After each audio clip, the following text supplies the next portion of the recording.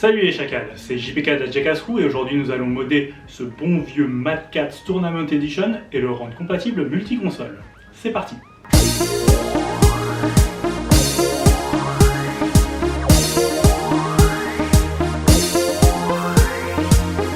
Dans cette vidéo, nous allons installer un PCB Brook Universal Fighting Board produit par l'entreprise taïwanaise Brook. Ils sont spécialisés dans des accessoires gaming tels que des convertisseurs sous forme de dongles USB qui permettent de jouer avec des périphériques comme les manettes, des volants ou des sticks arcade qui sont spécifiques pour une console vers une autre console. Ils proposent également une gamme de circuits imprimés ou PCB dont le fer de lance est le Brook Universal Fighting Board, spécialement conçu pour être au centre d'un stick arcade qui pourra être utilisé sur toutes les consoles utilisant un port USB. J'ai choisi pour cette vidéo d'installer notre Brook UFB dans un Mad Catz Tournament Edition modèle PS3 datant de 2009 pour lui donner un petit coup de jeune.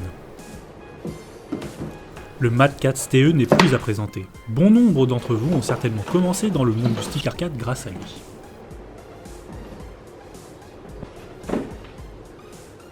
Tout d'abord, on accède à l'intérieur du stick en dévissant les 6 vis X3 du panneau principal.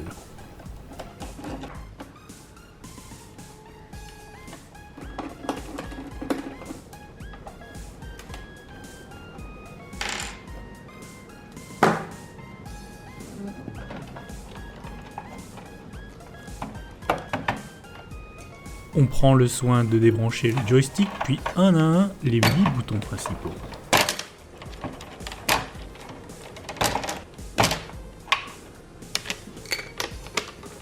Maintenant, on peut retirer le panneau ainsi que le bezel rouge.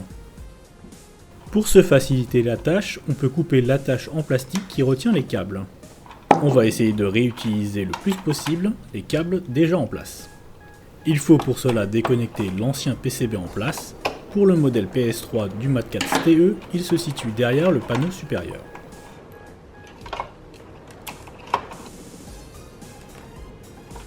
On coupe les fils qui le relient au câble USB, puis les fils qui le relient au PCB intermédiaire.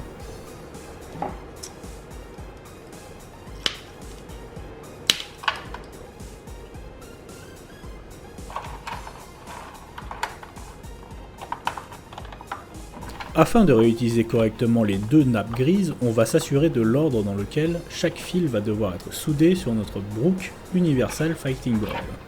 On note ici qu'il y a deux nappes différentes, une avec 6 fils et une deuxième avec seulement 5. Toutes deux sont reliées au PCB intermédiaire avec le fil magenta vers la droite.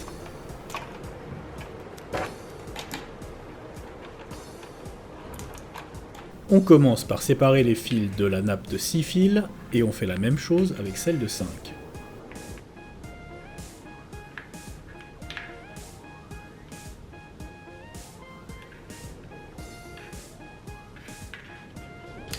Avec le bon outil, on dénude chaque fil délicatement.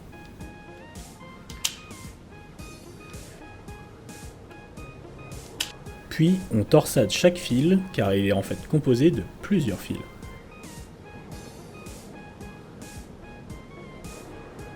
Avec un fer à souder, on vient mettre de l'étain sur chaque fil pour le préparer pour la suite.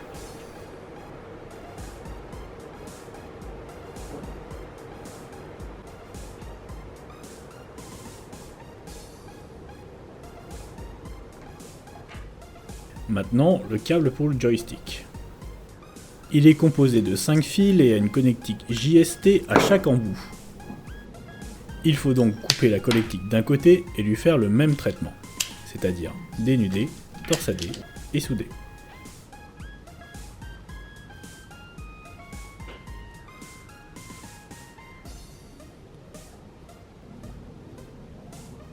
Les préliminaires sont maintenant terminés, on peut sortir notre Brook Universal Fighting Board. Il s'agit ici du modèle de base sans connectique pré-soudée. A noter que l'on peut simplement utiliser la barre bleue pour visser les fils dénudés en place. Mais moi, je préfère souder les fils, ils tiendront bien mieux avec le temps. Ce qui est super pratique, c'est que chaque input y est indiqué clairement. C'est comme le port salut, c'est marqué dessus. On va le souder par le verso sur les pattes de la bande bleue. Chaque patte correspond à un input. On va rajouter un peu d'étain sur chaque patte pour préparer la suite.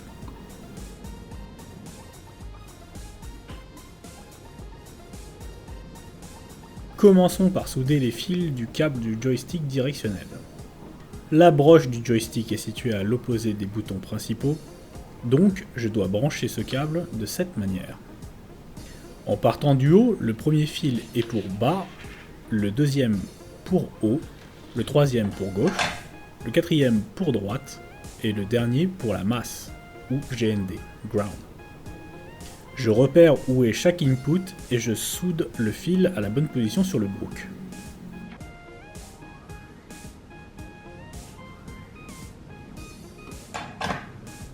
Continuons avec la nappe de 5 fils. Partant du fil magenta de la nappe, on a le premier fil pour Start, le deuxième pour Select, le troisième pour 1P, le quatrième pour 2P et le cinquième pour 3P.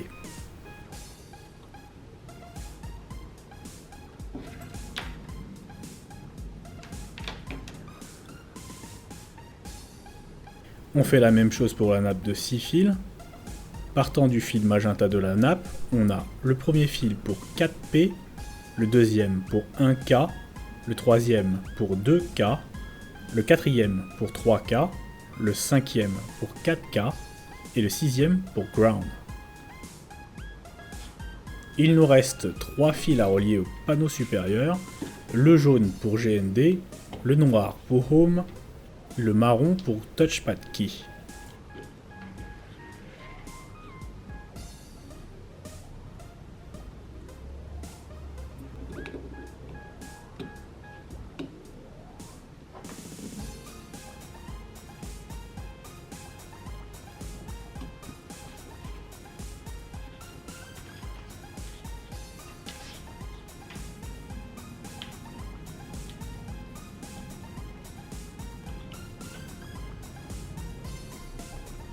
Je repère les endroits où je vais devoir souder les fils en place pour utiliser les boutons Home pour Home et le bouton Turbo pour Touchpad.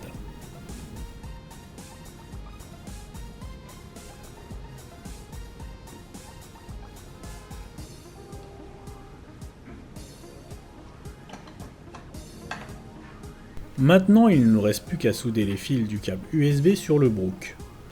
Un câble USB est généralement composé de 5 fils, le rouge pour plus 5 volts, le blanc pour D-, le vert pour D+, le noir pour ground et un noir un peu plus épais pour shield.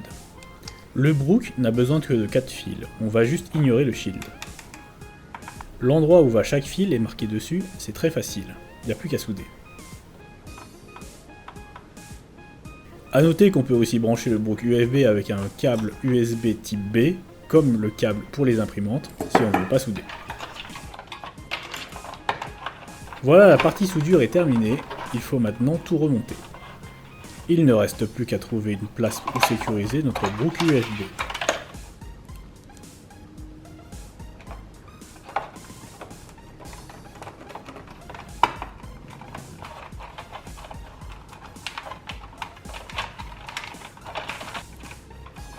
Ici on utilise des pieds de PCB autocollants. Seulement 2 feront l'affaire. Les boutons et joysticks sur le Mad Catz TE sont des ça noirs. On va en profiter pour changer la boule du joystick pour une noire. Pour ce faire, il faut juste retenir la boule d'un côté et le dévisser pour la libérer.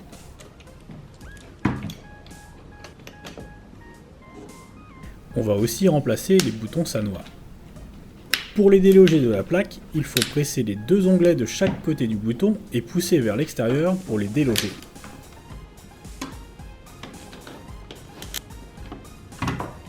On va les remplacer par des boutons Sanluxa SDB202MX avec des microswitches Cherry MX Silverspeed à l'intérieur. Ces boutons sont vissables. On place les boutons dans le trou et on visse de l'autre côté pour 7 des 8 boutons assez facilement.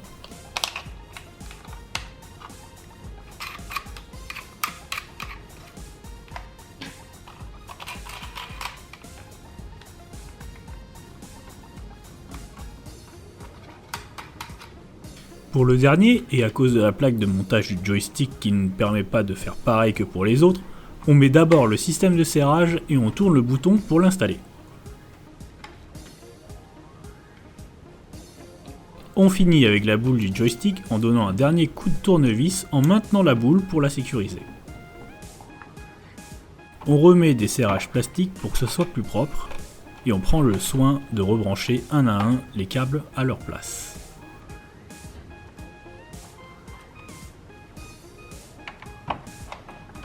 Petite dédicace pour le futur propriétaire de ce stick.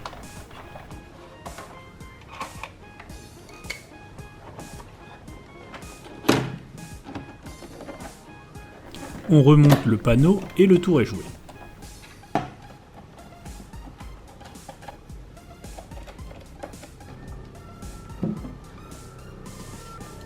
Un petit sticker holographique Brook pour indiquer ce que la bête a dans le ventre maintenant. Il n'y a plus qu'à tester tout ça. On se retrouve sur PS5 et sur Street Fighter V Champion Edition pour tester le stick mode. Les boutons principaux fonctionnent bien. Les directions aussi.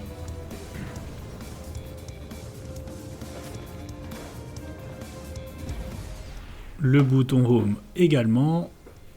Le bouton Turbo est maintenant mappé sur Touchpad. Quand on appuie sur Touchpad, on revient au centre. Quand on appuie sur gauche plus Touchpad, on va sur le coin gauche.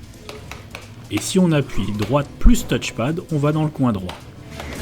C'est comme ça qu'on simule le Touchpad chez Brook.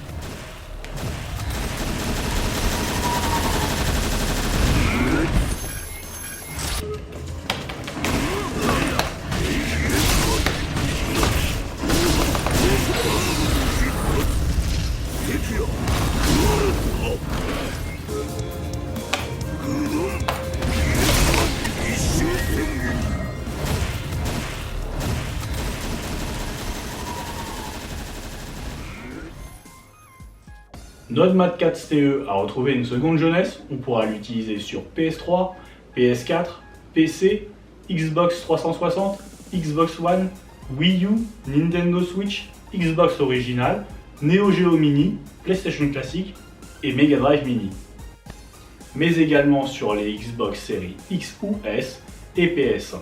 Pour l'instant, uniquement sur les jeux PS4, mais à ne pas en douter, Brook fournira une mise à jour firmware ou un add-on dans les prochains jours pour rendre son Brook Universal Fighting Board totalement compatible avec la PlayStation 5.